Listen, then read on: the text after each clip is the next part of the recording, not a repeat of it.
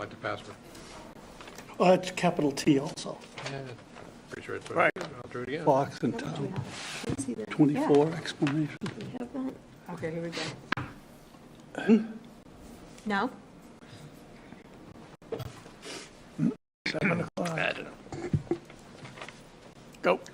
Good evening, everybody. Welcome to the Tuesday, January 7th, 2025 Select Board meeting. This meeting will be broadcast live and recorded by Foxboro Cable Access.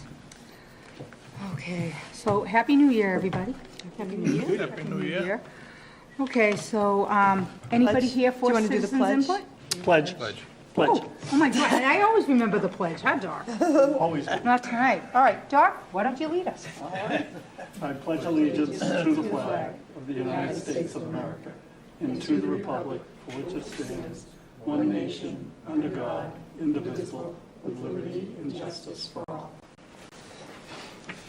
Okay, I guess now I can ask about citizens input. Katie, anybody online, anything for us? No. Okay, awesome, thank you. Okay, and then, so first up then, we have to wait till 7:05 for this? Is this is it a public hearing? No. No, so we can get right into it, all right. Awesome, okay, so we have a change of manager application for Red Robin. You want us to stand here? You're here. It's fine. Good evening. My name is Elizabeth Pisano. I'm from Upton, Connell, and Devlin on behalf of the Red Robin. With me tonight is John Tracy. He is the proposed manager of record at this location. John is a U.S. citizen, Massachusetts resident, and is familiar with the rules and regulations relating to the sale of alcohol. He has years and years of experience in the food and beverage industry. He was previously the named liquor license manager at Ken's Restaurant and for the past 4 years, and then prior to that, he owned his own restaurants in Millis and Halston. So he has, quite the experience necessary to run the safe service of alcohol and the operations at Red Robin.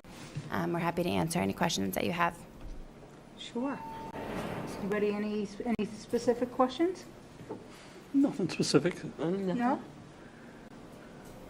No? Nothing at all. Look at this. I think you might have an easy night. That's great. That's good. I guess I'll just, so I've been a server in the industry for many years. Obviously, we just pass this off to everybody. We take, the serving of alcohol very seriously and whatever. I'm sure that's, that. As it should You've be. been in the business, Of course, yes. And, yeah, so that's welcome. Well, thank you. We're happy to have you. It's great to be here. I'm glad to Place. be part of Red Robin. Yeah, do you want to tell us a little, I know that the attorney gave us a little bit about you. You want, anything you would like to ask us, or you want to tell us about yourself? I've been doing this my whole career. Like Libby said, I come from Ken's Steakhouse, which is iconic, as you maybe well know. Moving on to Red Robin. Before that, I did own my own 2 restaurants in Millis and Holliston. Unfortunately, lost that due to COVID.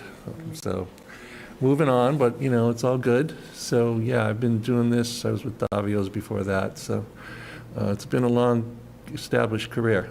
So Sure. I'm very- Davio's here in Foxborough, or one of the other? my restaurant was actually in Providence and at the Sonesta.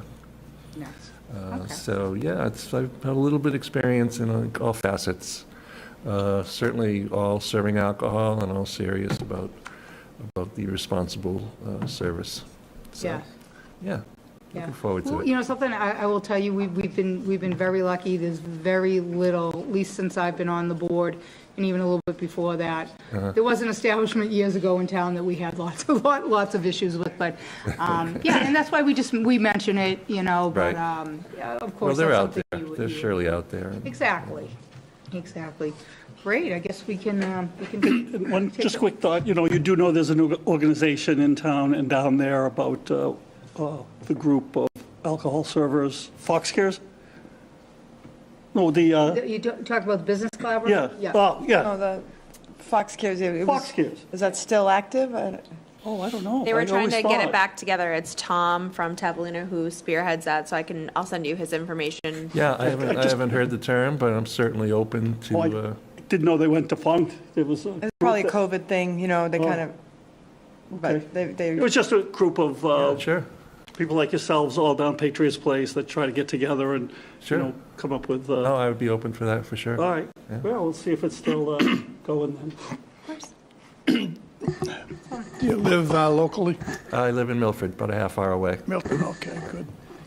When were you at Davio's in Providence? Oh, 2000, probably 2000 to 2006, Okay, thereabouts, yeah. yeah, good. Yeah, I've been there many times. It's a great, In Providence? oh, yeah. Oh, yeah, okay. A lot of people go to Boston, but that's really a great location. Yeah, well, it's not there anymore. He sold that location. Yeah, Those I are know- back yeah, in I the knew Buddy that, yeah. Cianci days, if you remember that. So Yep. he was a regular customer. Oh, yeah, A lot of interesting stories. right. Yeah, we I'm can sure. Yeah, compare notes, maybe. maybe so. Welcome. Thank you. Glad to be here. Absolutely. Appreciate it. Thank you so much. Make a motion to change manager of Red Robin. Second. Any other discussion? All those in favor? All right. Thank you. Thank Good luck. Thank you. Have a great night. See you over there, I hope. Absolutely. Oh, I'll be there. The Red Robin girl? The kids are. Good. Shouldn't All say it right. like that. Okay, so, all right, public hearing, we can't, so we have to skip over that, right? We have to wait till 7:15? Yeah. Okay. I could do the land at the rear of 34 School All Street. right, if you wanna- sounds like a plan. Although that Okay. won't take much time, but, Yep. so, as you know, you've already voted to authorize us to move forward, and we're about ready to proceed with putting the bid out, the request for bids out. But one thing that Brandon brought to our attention is that we might want to make sure that there's a minimum bid. And when we say that, we don't mean any sort of major bid, but we have incurred some legal costs and some advertising costs. So we're recommending a minimum bid of $1,000, just to ensure that the town doesn't come out in the negative with respect to that. Or it's up to you if you don't want to do that, but just with the understanding that our costs will be approaching $1,000 to do this, and we might want to just keep it revenue neutral in that regard. So prior to putting such a minimum bid in the bid, we would need the select board's authorization. What's the assessed value of the property? $5,300. Oh. I mean, obviously, you could go higher, but as we know, the goal is to Get it off get the the tax property off the tax roll. So we didn't want to make it prohibitive. We just wanted to not maybe lose money off it. Yep. That Yeah, I sounds think it's a fair. great idea, for no other reason than it'll cover our costs. Yeah. Yeah. Exactly. Sounds fair. Yep. And I think also, I don't think we're going to have a bidding war or anything for it. Probably not. So, yeah, and that just, that'll not only get it off the books for us, but if someone is interested, it'll be it'll be a good deal for them. And it'll absolutely. help them, help us. Correct. Everybody will be happy in the end. No, sounds good. So Paige, did you want us to take a vote Take a motion. tonight? Yes, Just Make a please. motion and take a vote? Anyone to vote the 1,000 you thought was reasonable? Everybody agree? Yes, yeah. Okay. Motion to set an amount of $1,000 as a minimum bid amount in the invitation for bid IFB to sell property 34 School Street, Assessors Map 79, Parcel 16.1. Second. Any other discussion? All those in favor? Aye. Aye. Do you want to skip and do a couple action items? Sure. All right. Motion to approve a memorial bench to honor Grace K. Lynch. Second. It's backwards. All those in favor? Aye. Aye. Accept a donation in the amount of $1,200 for the memorial bench to honor Grace K. Lynch. Second. Any other discussion? All those in favor? Aye. Motion to approve Select Board meeting minutes from December 17th, 2024. Second. All those, sorry, any other discussion? All those in favor? Aye. Aye. Do a little manager's Executive update. session.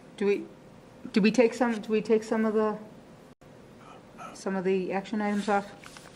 Yeah, they're all done. Or They're done. I have Catherine from the, Yes, apologies, that was a town manager appointment, so I did delete that one. no worries, you got it, okay. All right. Time to do it. Did you want to do, well, we only have about 4 minutes. Can you do your update page in 4 minutes? or- We should probably wait, but if you wanted to, we could do the Jay Barrow's discussion. Oh, that would be, yeah. That'd probably take about 4 minutes. Absolutely.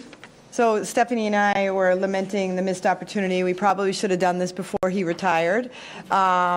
Although I did convey our appreciation to him prior to his retirement. But one idea we had thought about is recognizing him at an upcoming meeting, perhaps inviting the Foxboro Common Business Collaborative, and just, really just having a moment where the public could see our appreciation for Jay Barrows. So, again, probably should have done it beforehand, but he was pretty busy, and he said he's staying around town, he's still working, and he's going to be remaining with the Foxboro Common Business Collaborative. So if the board thought that was a good idea, we could go ahead and plan something. And Paige ran into him and kind of, apologized for our blunder. And, my dad was about to pass. Paige had just lost her brother. Like, it was a lot of stuff going on. Matter of fact, that's why I didn't go to his party for that reason. So, I think he knows how much we appreciate him here in Foxborough. So, but, I think Paige brought up a great idea. It still would, even though he's all done, it still would be nice to have him come back for a night. So, we'll come up with a good plan. Okay. Yeah. Anybody else, anything? I got nothing. All right. Okay, so, Bob, is your second two items public hearings, or is it only the mail-in that's? Just the first one. So do you want to start? Maybe he could do his. Yeah, Go out of order? We can do that.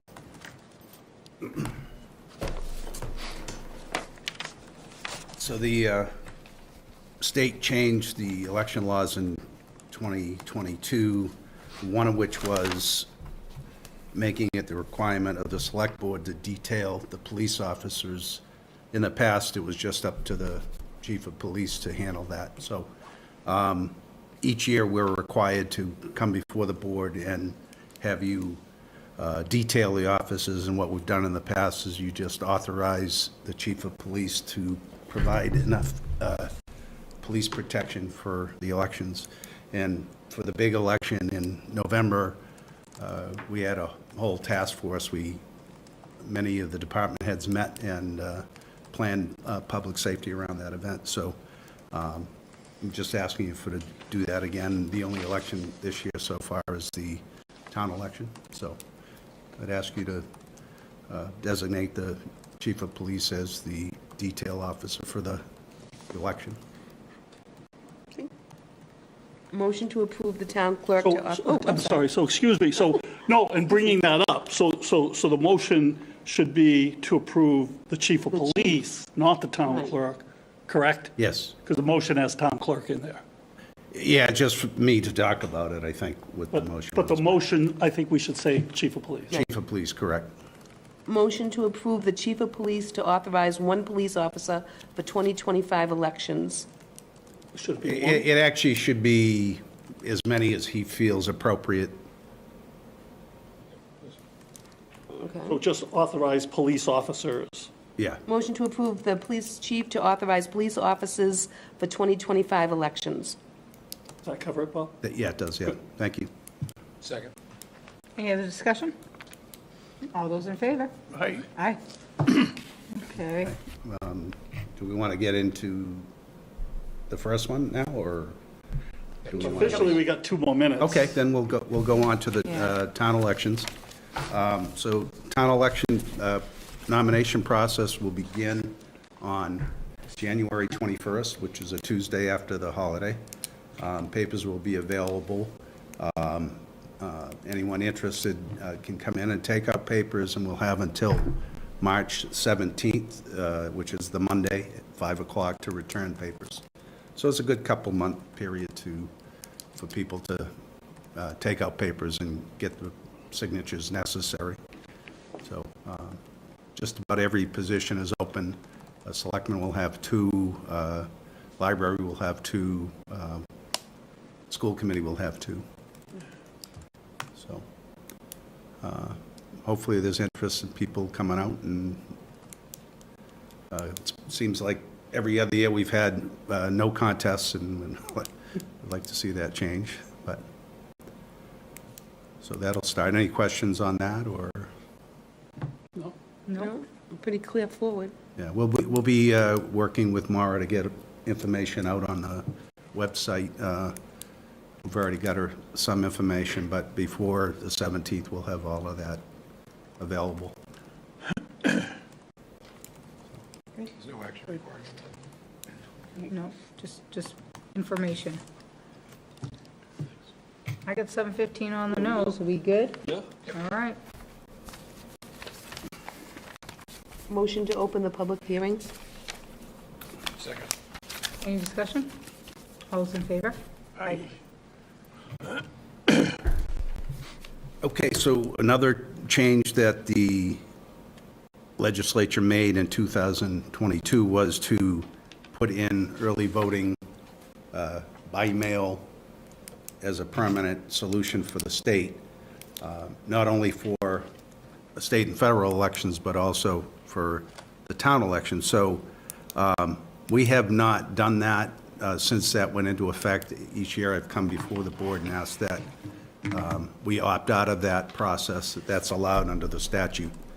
And my reasoning is that, especially for the bigger elections like last year, where we had mail-in requests for the presidential primary before the annual town election, we had approximately 4,000 of those. We would have been required to mail out 4,000 town ballots. In years where you have no one running, we'd be wasting a lot of money. Last year, we did have people come and ask you not to do that, their reasoning being that they would not, if they did not feel safe going to the polls or couldn't get there, they thought they would not be able to vote. But also in the change after the pandemic, the absentee rules changed a little bit. In other words, we, at least in Foxborough, I consider if you are afraid of getting sick or any issues that would prevent you from getting to the polls, we offer you the right to vote absentee. So that still stands, in my opinion. And even for the presidential election, we had approximately 100 people use absentee as opposed to early voting, or by mail voting. That's all, just 100. Yeah. Well, we had 4,000 by mail votes. We had another 2,000 approximate come in person and vote during the in-person early voting. So, but for the state primary in September, we had nobody use that, really. It was very limited. So I think the absentee ballot process still provides people the safety net they need. And on a good election, we're getting 2,000 people vote. So to send out thousands of ballots that won't get returned, I think is foolhardy, and it's not good use of town money. Right, if you don't mind. So, I mean, one of the things, if you followed on the national news, they were talking about how much it was costing the country in general for mailing out that, and it was a mind-staggering number. So I think if we have a process that's working, we do enough mailings in this town for different things that don't have this type of a process in place that, we have to do. So I think if this is working and, we're literally not getting anybody who is not saying that they can't do it. I remember the comments that were made by the couple last time, but theirs was more concern of a legal right to do what we were doing type of thing. But if you're comfortable with it, and if we haven't had a complaint through the Attorney General's office or anything else like that. I think we stick with what we've done. in my opinion. Yeah, we did take a little backlash, and, and most people know how I am. I'm a little, I'm not cheap at all, but I'm frugal, and, and any money that the town spends that they don't have to, and I know those words came back, somebody came in a next meeting, and, there's a difference with spending town money wisely. If we thought we were taking anybody's right away to vote, no, I don't think anybody sitting on this board would ever think that. And I think what Bill said, it's working. And the other thing too is Bob's office, whether you specifically have to do this or not, has always been very open. If anybody doesn't know how to get on a computer, doesn't, and I know you mentioned it last year, it's a phone call. Yeah. We still are a small town, where we do our best to take care of the residents, and Bob's office does a fabulous job of doing that. And, with Claudine here and stuff, you guys are great, so if anybody needs anything or any help with being able to maneuver through that process, they're there for that. So I just want to add that because I know we did take a little bit of backlash last year. Dennis, you have something? Just a couple of things. I voted against this last year. I don't know if you remember that or not. I do, yeah. Probably do. Have you had any feedback to you or your office about the lack of mail-in? Well, a few of the people that were here and made the comments the night of the meeting, they followed up with me, and they did request absentee ballots, and they got absentee ballots. So it wasn't an issue. Right. I think it's maybe a misunderstanding of how the process works. And the absentee ballot process, you're supposed to have a reason, but we don't ask reason. We're not supposed to be getting into people's business, If they say they're not going to be around or they don't feel comfortable, then they're going to get an absentee ballot. We're supposed to be encouraging voting, not discouraging voting, and I don't discourage voting. So through the absentee process, it works through our office. I don't know how every other office does it. I'm only concerned about how we do it here in Foxborough, so. And this is something, so you're going to come before us every year, or whoever's sitting here? So Yeah. Or if we find the process is flawed in any way, moving forward, it can It can be changed. It can be changed, yeah. Yeah, and I think when I first came in, my thought was to just do away with it, but the board was like, we'll do it this year. And that's why I had no problem coming every year and requesting it. I think it's fair to have the current board vote on it every year, so. I have faith, Robert.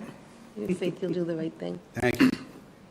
I think the other thing I was going to bring up, I do think the budget this year is going to be more challenging. That's a reason for really, Yeah, on my own behalf, to rethink this year. yeah. Last year would have been a big problem because I think we had somewhere in the neighborhood of 5,000 or 6,000 applications. So that would have been a big expense.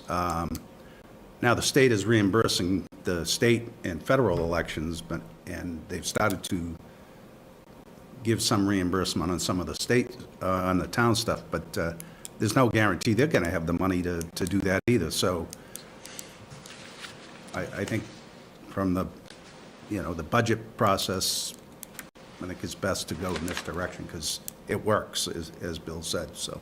A lot of people, sometimes they just sign up for it, and they still come to the polls, I mean, I know that. Well, we had a lot of that, and we had a lot who would sign up for the ballot, we'd send it to them, and they'd come to the in-person early voting. So, we had probably 100 of those people. So there's money that you've spent and our time doing it. So. I think you've made your case. Anybody else have any questions for Bob? No. Okay, we'll take a motion. To close the public hearing? Yeah. Yep. Motion to close the public hearing? Second. Any discussion? All those in favor? Aye.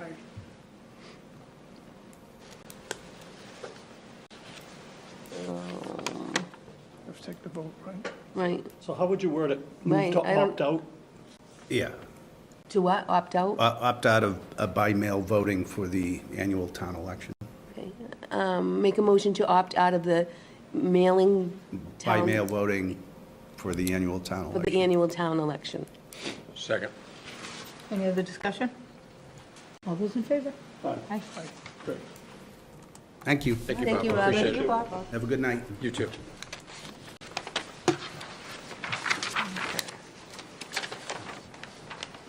Okay, so we're good. I see. Is Marie hopping on? She's right. She's right here. Hiding behind, Hey, I saw Brandon, you know something, I wasn't sure if you were already out on leave, so that's why I wasn't positive that we're gonna see you on the screen. Sure, come on up. The clicker? Yeah. Thankfully, Marie is not yet on leave. Right, Brandon? We're both happy that Marie's still here. No, I can't hide it anymore. It's It's okay. Thank you. Listen, girl, you still look pretty good, so, believe me.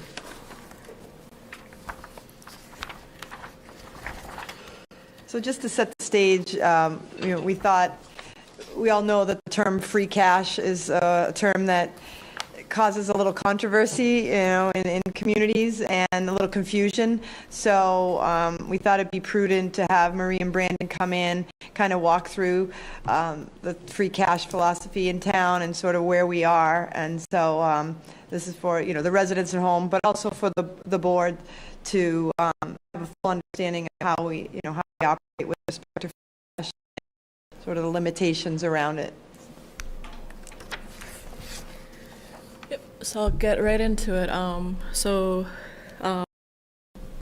The agenda here, so we'll go over what is free cash, go over the 10-year history, what the certified balance was as of July 1st of last year, a review of our updated policy, looking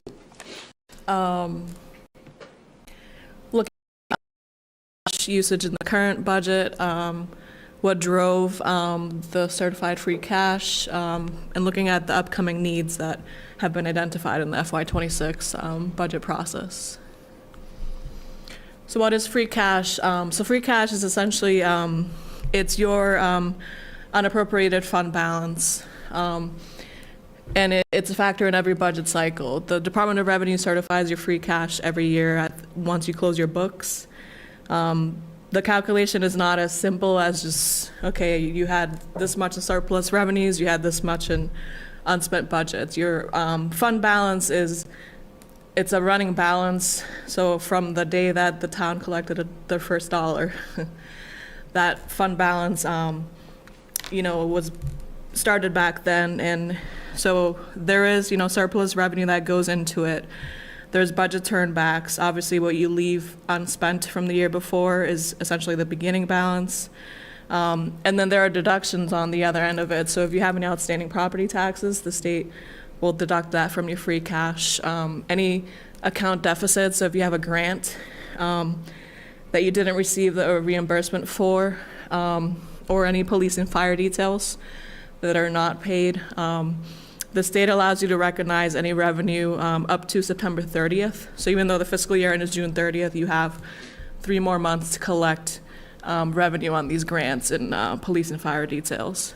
quick question, and this might be a silly question, but not having really been in any other town doing this, is free cash just a term we use here in Foxborough? Or is State. it's a state term? State term. Okay, so everybody uses that same term. I wish they would call it something else. Right, that's what. People think it's free, but Yes. it's Right, not. yeah. All right, thank you. It's literally your fund balance. It's not committed for something else. But it's a universal, sure. Yes. So there are obviously, some risks and challenges with free cash. Using free cash to pay for salaries and recurring expenses, it can create, several financial risks and challenges. free cash is a one-time revenue source. Relying on that for ongoing expenses can result in budget shortfalls in the future years. So salaries and recurring expenses really be covered by stable recurring revenue sources like property taxes and state aid. Using free cash disrupts this stability. When it comes to financial planning, consistent reliance on free cash hinders your long-term financial planning. It also masks, any, budget issues, making it harder to assess the true financial health of the town. There's also an impact on services. So free cash can actually be a negative amount. And also, if it is depleted, it may necessitate cuts to services or layoffs in the future. And then on the other end, too, there's a potential for increased taxes. So if your ongoing expenses outpace your ongoing revenues, you might have to increase taxes or fees in order to cover these gaps. And I found a quote online, which I thought was perfect for this. So to put it in other words, paying your year-to-year expenses with free cash would be like paying your mortgage or your rent with your tax refund. That's kind of a similar. Marie, having worked in both the governmental and not-for-profit sector, is free cash any different than net income in the not-for-profit sector in general? It's kind of. I would look at it that way. Yeah, it's kind of hard to compare that to something on the private sector, but essentially it's because your fund balance really is the result of your operations. Right. So this is a component of your fund balance. Right. So I would say fund balance is more like your net income. This is just what's available from that fund balance that isn't already committed to something else. So this is a 10-year history of free cash, and you'll see that, free cash in 2016 was down. You'll see in 2018 there was a major spike. That was a planned increase to the free cash. That was when the money was used to kick off the Burrell School project. So interestingly enough, the free cash in 2018 was $8.3 million, which is what we also ended up with at the end of, or for fiscal year 25.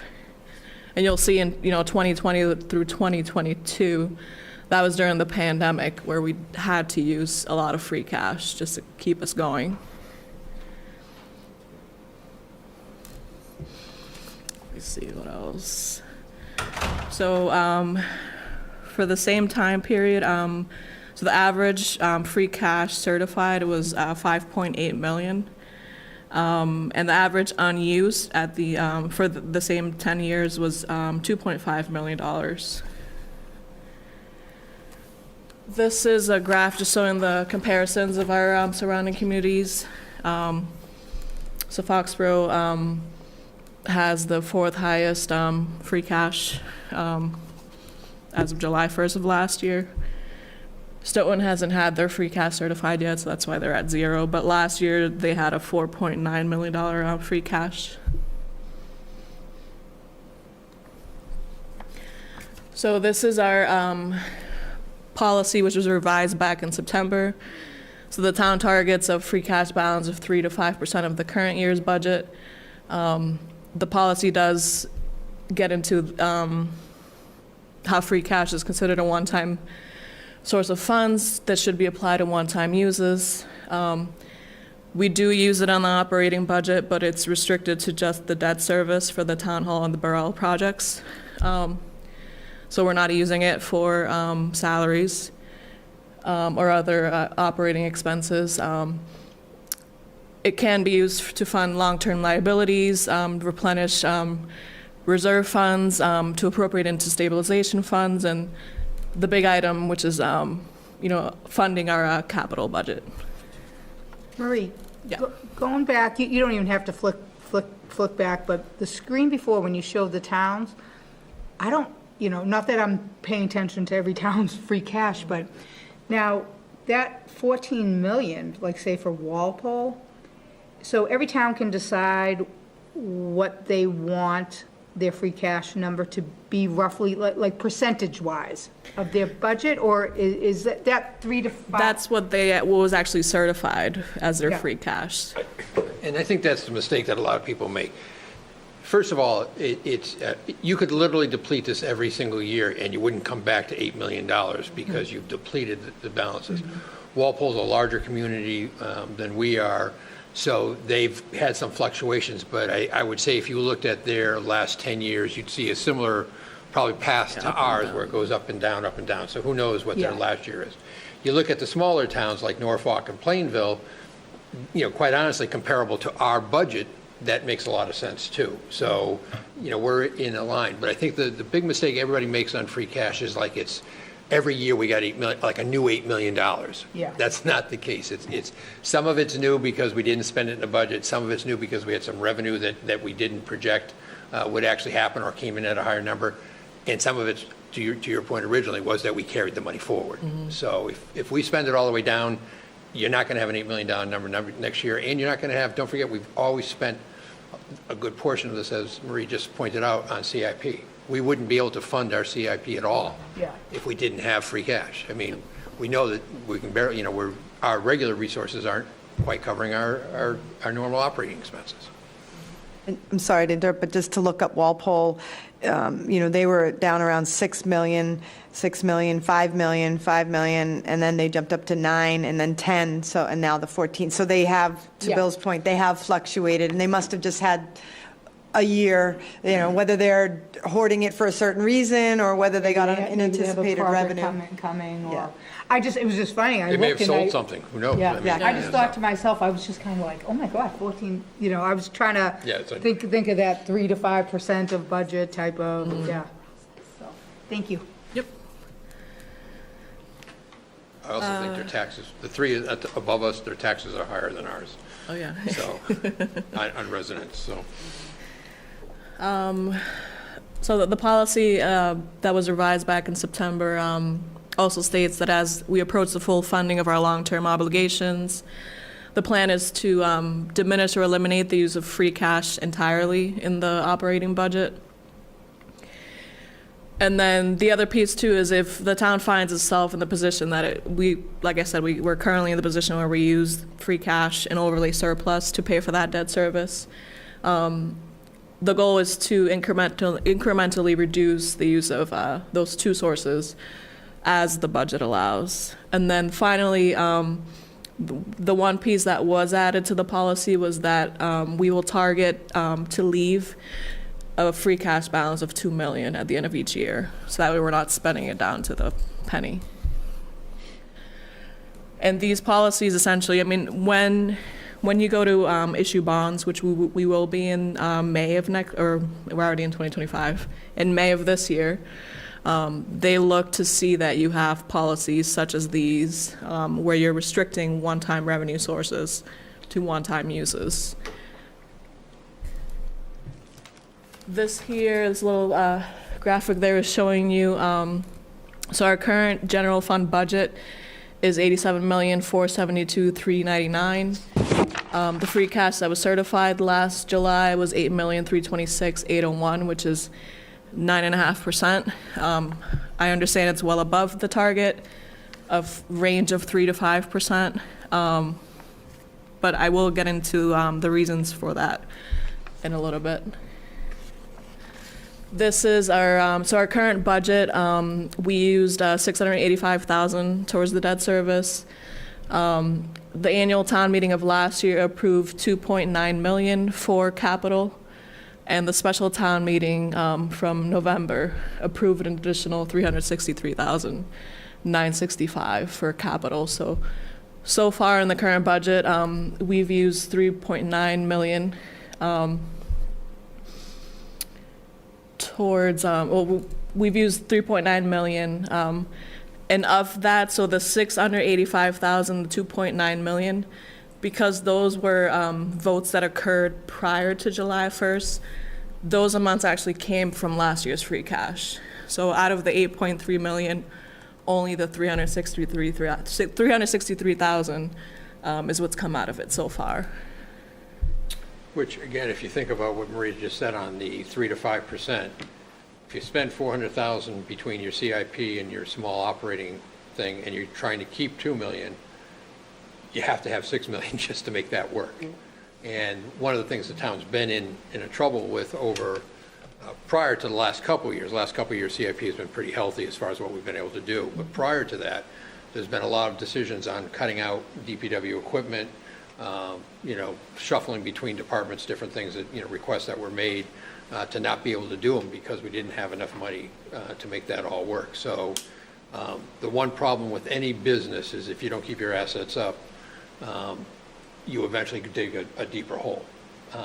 And that's exactly what we ended up doing the last couple of years. We put a lot of money into a lot of equipment that was aging, falling apart, not usable. And if we didn't have the free cash levels we had, we couldn't have done it. And I think, Marie, correct me if I'm wrong, but a big part of the reason what Bill just said is the ARPA funds supplemented it. I remember when I was first here, CIP was a challenge. You couldn't get a lot through it. $1.5 $2 million was like, oof. Right. So the ARPA loosened it up, and that has allowed us to catch up a bit. But, ARPA's gone now. So we're going to get back to reality very soon. Mm-hmm. Yeah, I think that year that we spent all that ARPA money, I was the rep from the board on CIP, and it was, I've watched the CIP meeting, and it was instead of like really sitting and everyone, like, I think we came in and Bill said, I can't believe I'm going to say this to you guys, but everything on this list we can fund. So we didn't, it was a very quick meeting. We didn't have to necessarily go and rate each thing. And I remember, like Bill said, a lot of equipment. There were a lot of trucks and stuff that just, had been pushed back, year and year. Because you've sat on CIP for a long time. And the secondary problem to that, though, is that what we've seen since COVID is that the cost of everything, buses used to cost us $89,000, are now costing us $130,000, $140,000.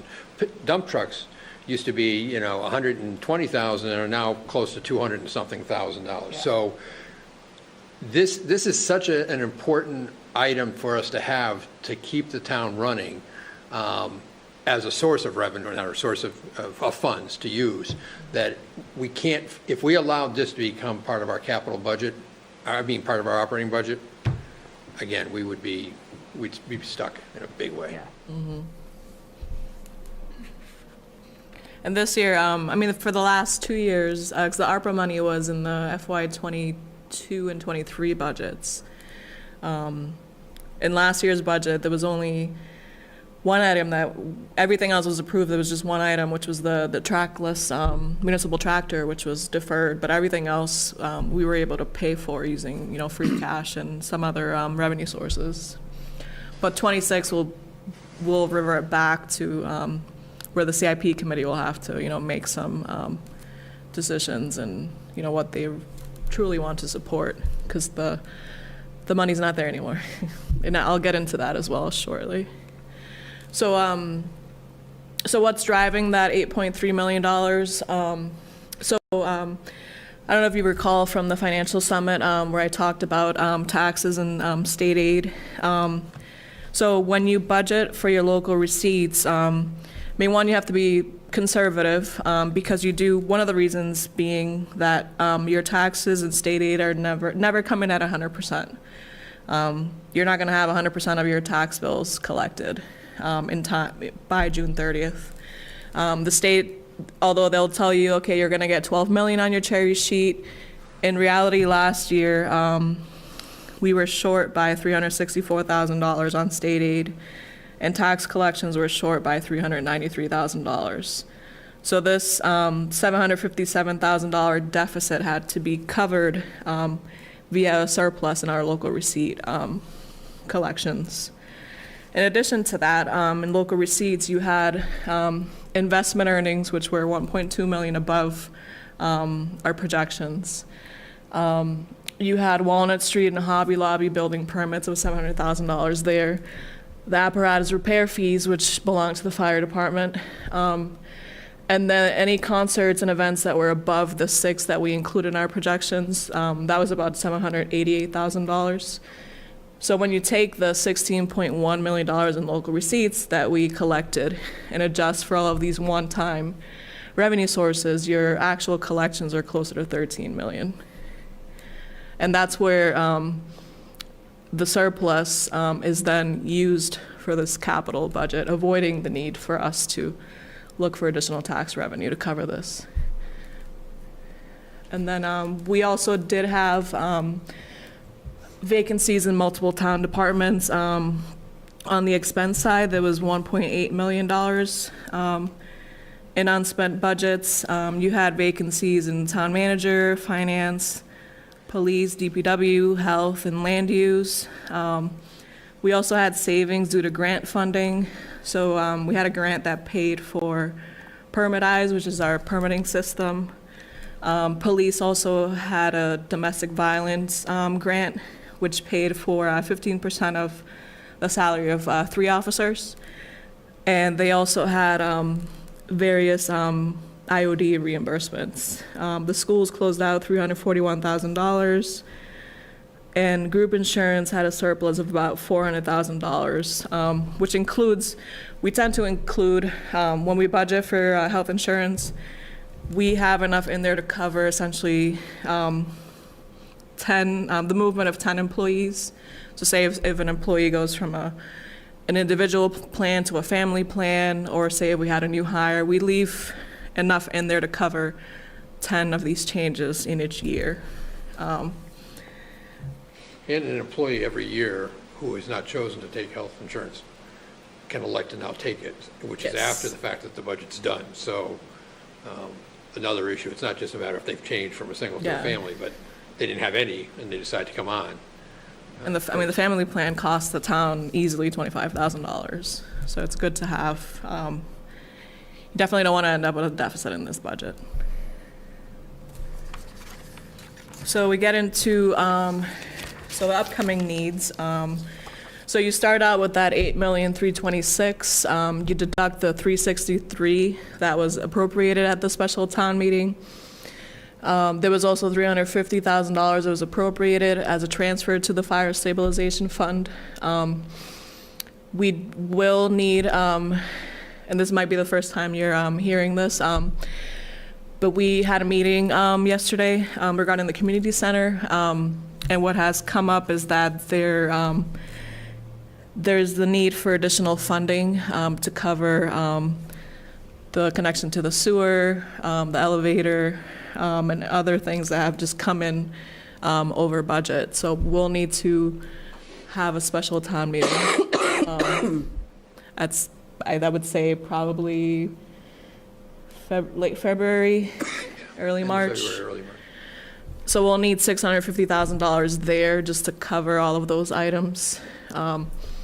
Minus the $2 million recharge that we aim to leave at the end. So that leaves you with $4,962,836. So of that, we're using $665,000 for the operating budget. The total CIP requests that have been submitted to us are $4,979,379, and those are off to the right side. We're looking to put some more money into the general stabilization fund, put some more money into the fire stabilization fund. For the first time in a few years, putting some money into the capital stabilization fund, and this is in anticipation of, or in preparation for the Taylor School project. And then the last item on there is, this is something that's completely new. So when we were going through the budget process, the schools identified the need for this $950,000 which essentially covers the out-of-district tuition for 2 special needs students. I believe it might be more than 2. There's more than 2, but 2 make up over 700,000 yes. of it.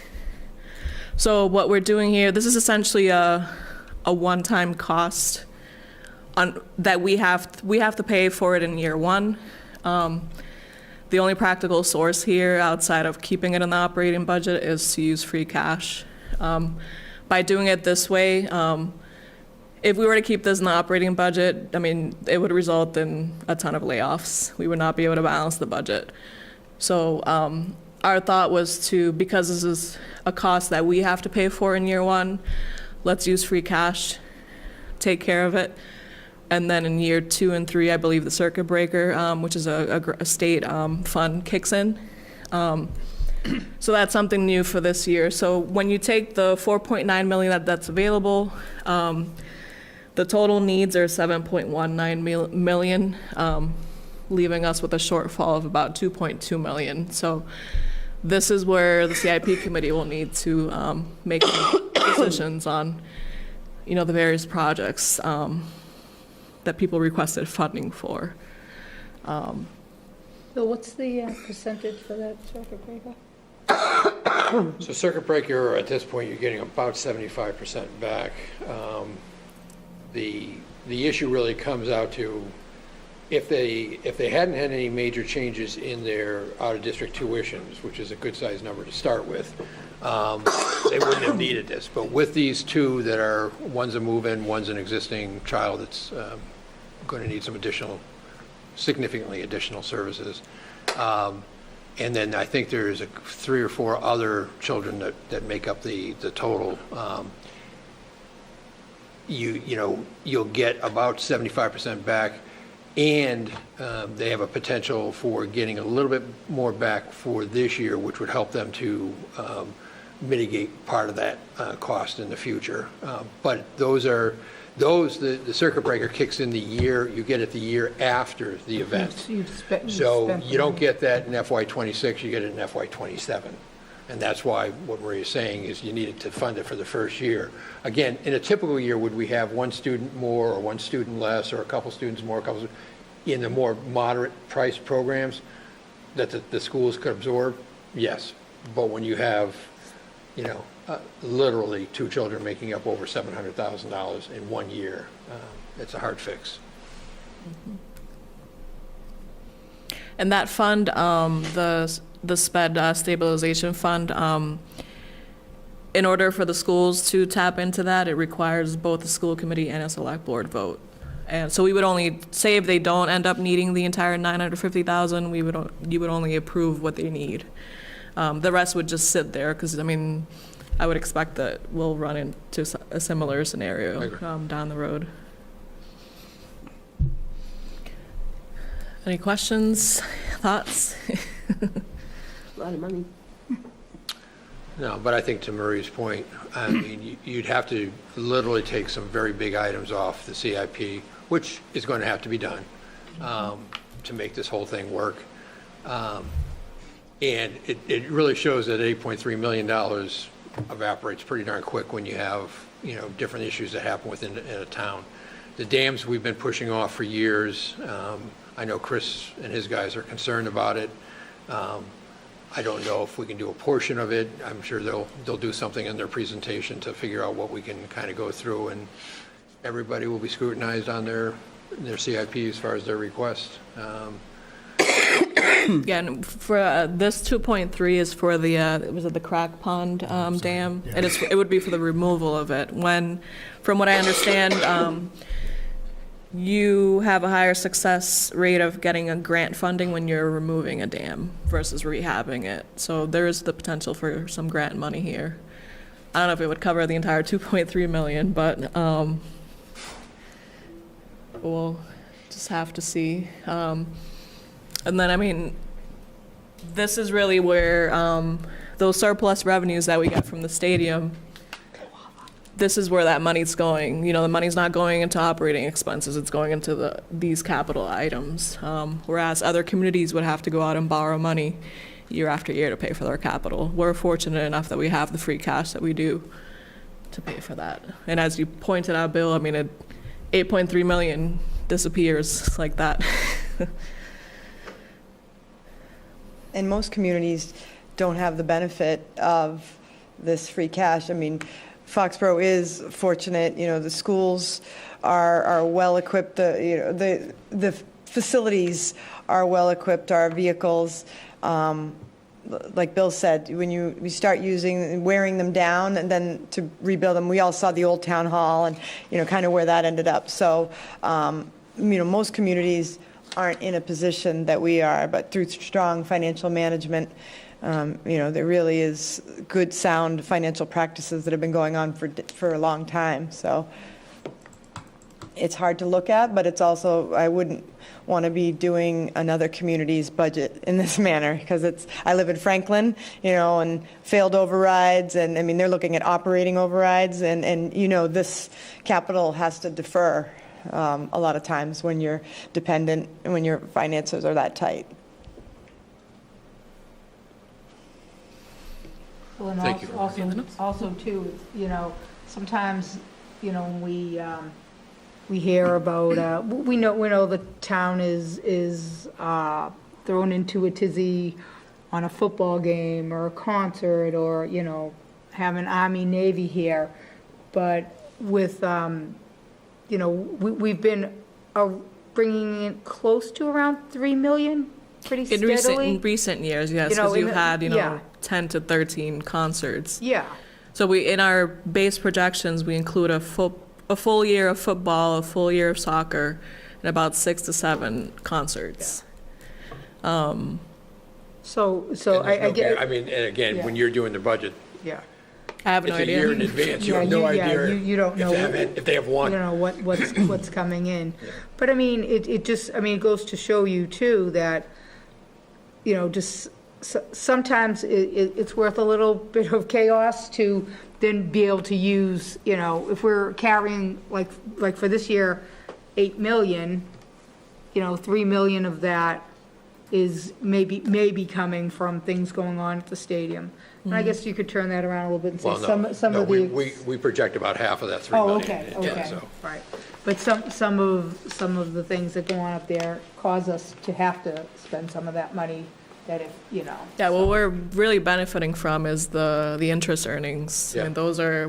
We project, I think our budget is about 85,000 for interest income. That's where it's been for years, and these last couple of years, last year alone, we collected a $1.2 million above that. But those rates are starting to come back down. Drop back down again, yeah. I was you gonna say, had- we've only had a couple years of success with the fact that all rates went up. So that's, when your home mortgage rates go up and everything of that nature, then obviously the interest that banks are gonna be willing to pay on it go up. When that started to happen, obviously in the first year especially, nobody could predict how much the rate would change. Now, we've got to watch it to the opposite side. How fast is it going to drop down? So you could never use a $1.2 million number in your budget for next year. We would potentially get cremated here, especially with the rates dropping, so. And the other challenge we're facing is the loss of the Revolution. Marie's able to use that in our recurring expenses, not one time. And when they leave, the past couple of years has been over $900,000. So, I said, Marie, we have time. But she pointed out that you have to taper, too. We can't just say, whatever year it is, 2027, 2028, just cut $1 million. So we have to figure out how to taper that. So, but that is a reality because that's coming out of our recurring expenses. And then the concerts that may backfill it go back into, one time. So that's a loss right there of operating budget, basically, that we're coming up against. Any other questions? Anybody have anything for Marie? Thank you very much. Well, it was a great presentation. Good job. Yes, it absolutely was. Thank you. We And could I'm listen still to it around. over and over and over and still not fully understand. Free cash is not free cash. It is not. I think finally my third year on AdCom, I was starting to get it. It's not easy. There's a lot that goes into it. Thank you so much. I know that's a lot of work. If I'm still here, I'll see you guys on the 21st to present the budget, but. Good luck. I don't know. She's hoping not, right? Some luck. Your due date's what, the 18th? 18th, yes. I went We'll 3 see. days late Good luck. twice, so she could be here going into labor. I hope not. That would be something. it, thank you.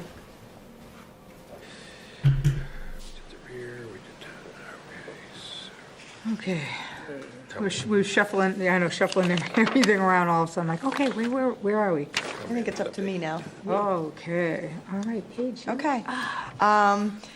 So Foxborough is being recognized with an award for the third place in Category 2, so that represents a population of 15,000 to 30,000 for MMA's annual town report contest.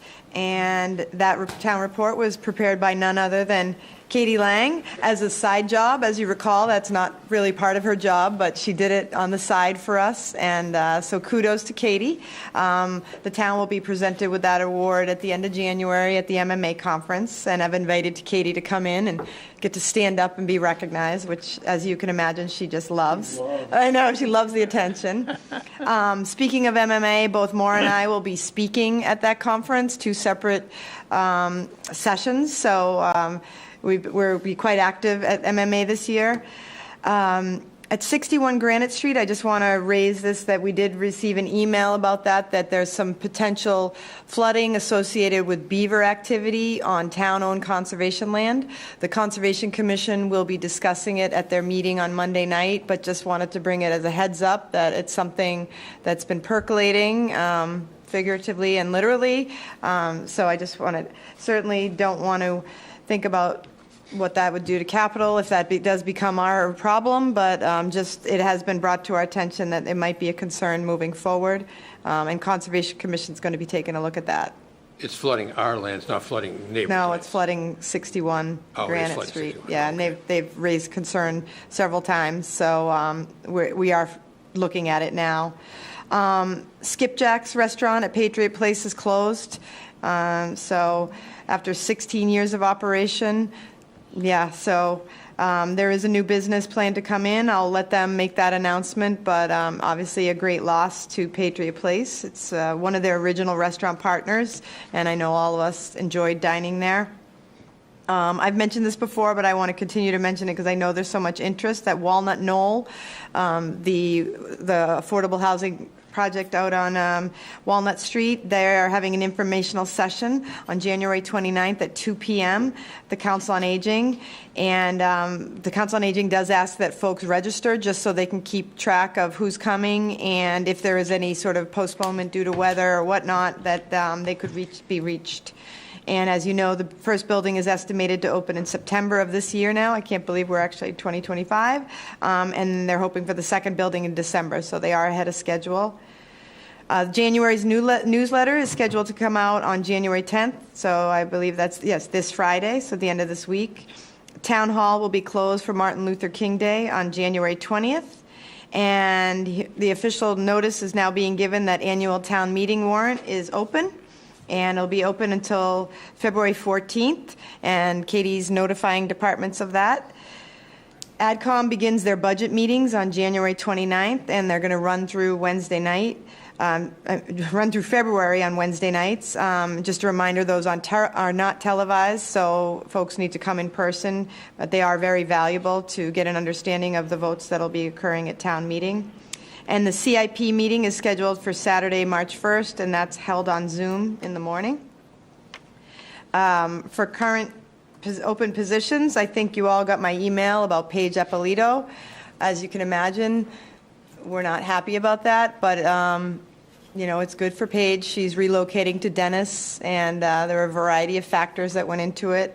Nothing to do with us. I know she's sad to leave us, but so she's working with us through February 6th, and that job posting is up, and we will be looking for a new candidate.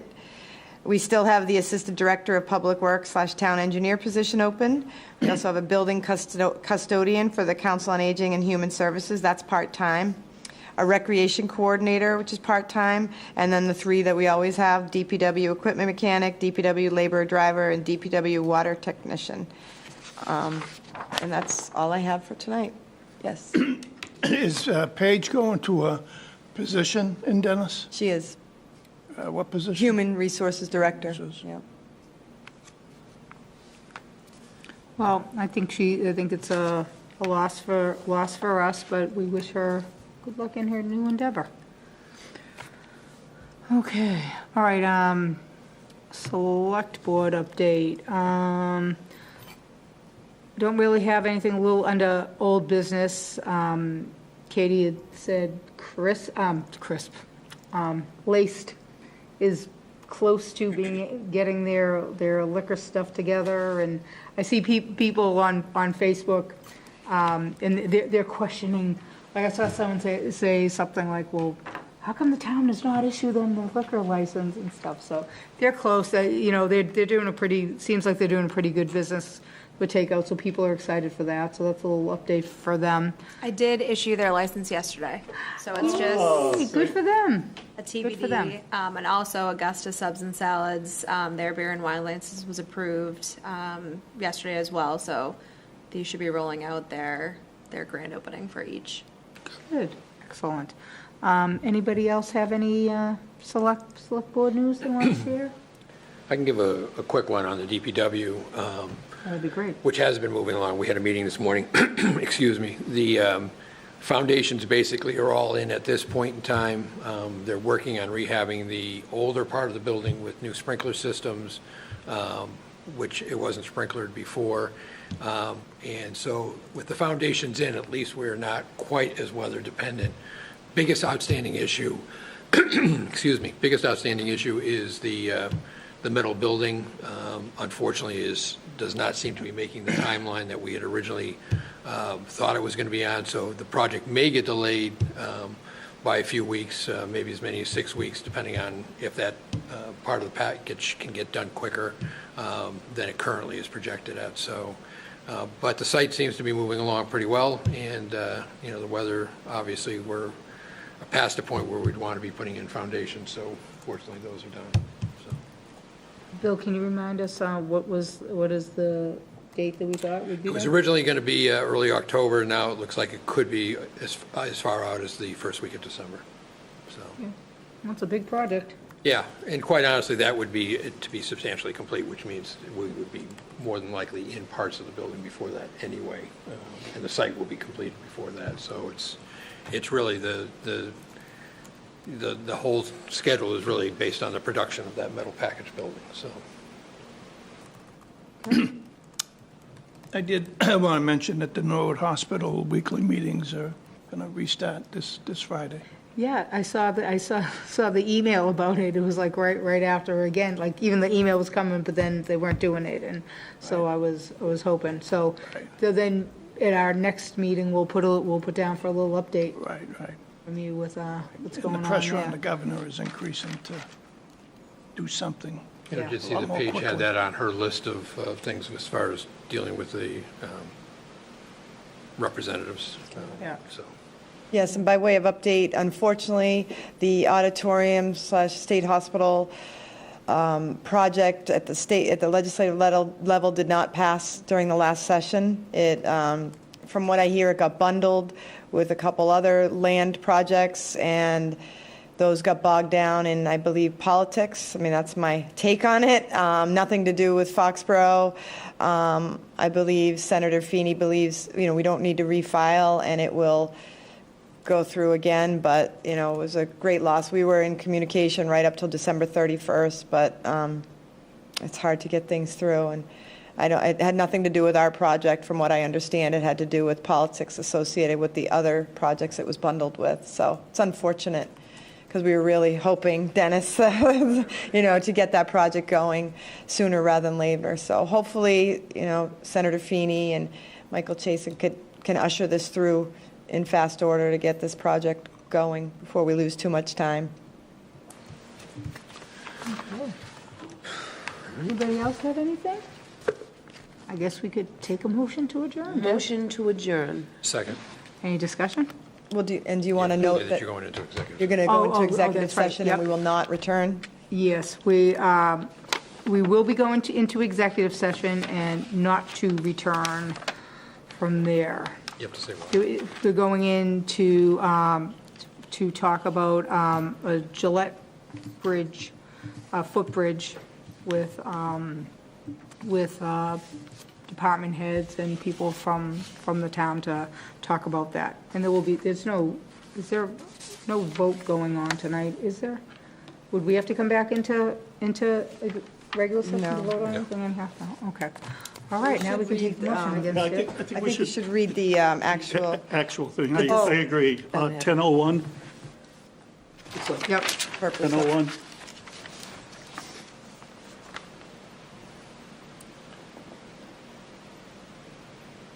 I got it I'll if you do want me to Deb. read it. Okay, Yes, go ahead, please. Discussion, we're going to be going into executive session for the discussion of the acquisition and/or conveyance of land or easements therein per GL 30A S 21-6 associated with a prospective pedestrian bridge over Route 1 in the vicinity of Foxborough Stadium. Second. Thank you, Doc. Under discussion. Thank you. Easy for you to say. That's a lot of big words. Approve the executive session meeting minutes. Say one more time, You Deb. have a motion? Approve No, that's in the meeting. Oh, okay. Yep. Okay. Yep. A motion to adjourn? No, we got to vote. Oh, we're doing Doc's motion, yes. Yeah, Go into executive session, then we'll adjourn. exactly. Any discussion? All those in favor? Aye. Should we roll call that, executive session? Yes. Probably, yeah. Mark, yes. Bill, yes. Stephanie, yes. Debbie, yes? Dennis, yes. We'll give a minute Move for to Mr. adjourn Beck. regular session. Motion to adjourn, regular session. Second. Any discussion? All those in favor? Aye. Night, everybody. We'll see you in a couple of weeks.